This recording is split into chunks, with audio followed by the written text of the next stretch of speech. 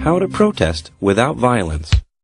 For your protest to succeed, you need passion. But don't let your passion reach a boiling point. Keep your protest peaceful and you'll achieve better results. You will need something to protest, a location, permits, a slogan, emergency contact information, protesters, and a cool head. Optional, wallet-sized cards. Organizing a protest can have serious consequences, especially in places that restrict freedom of assembly. Familiarize yourself with local laws and regulations, and be sure you know your rights. Step 1. Pinpoint your aims. Although a protest expresses opposition or disapproval, also use it to get across what you support. Step 2. Decide what form the protest will take. Marches, rallies, vigils, sit-ins, strikes, and boycotts are all effective methods. Choose the one that best fits your purpose.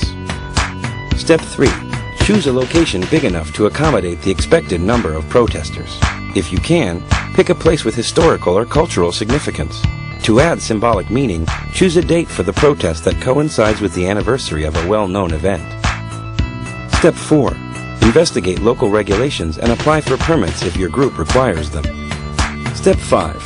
Come up with a non-violent slogan or chant that is easy to remember and works well both out loud and in print. Symbols and actions can convey your point in any language. Clothing can also convey symbolic meaning. Step 6. Designate a leader to act as spokesperson. If the group is especially big, designate team leaders as well to oversee certain tasks and help with crowd control. Step 7. Invite respected political, cultural, and religious leaders who support your cause. Recognizable faces can lend legitimacy and help calm a crowd if necessary. Step 8. Keep a record of all planned protest participants and gather information for emergency contacts and resources like lawyers and human rights organizations. Step 9. Set up a meeting with protesters ahead of the demonstration. Run through what will happen at the protest itself and discuss emergency procedures.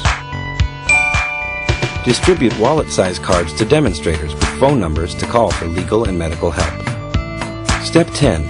Consider circulating a press release. In areas where restrictions on freedom exist, press attention, especially from international outlets, can help prevent abuses by authorities.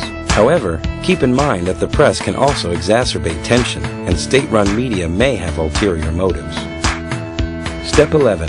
During the protest, respect property. Your protest will become less effective if the public sees images of demonstrators breaking windows, looting, or defacing buildings. Step 12. Make precise demands, rather than a laundry list of grievances. Keep speeches forceful, but not incendiary, and avoid profanity or violent imagery. Setting a non-threatening tone may help avoid arrest. If the police do arrest you, do not resist them. Doing so may result in bodily harm. Step 13. At the protest's conclusion, disperse calmly and peacefully. Don't forget to clean up after yourselves. Nobody likes a protester who litters. Did you know? Mohandas K. Gandhi, whose civil disobedience helped end British rule in India, called his philosophy of nonviolent resistance Satyagraha, Sanskrit for the force of truth.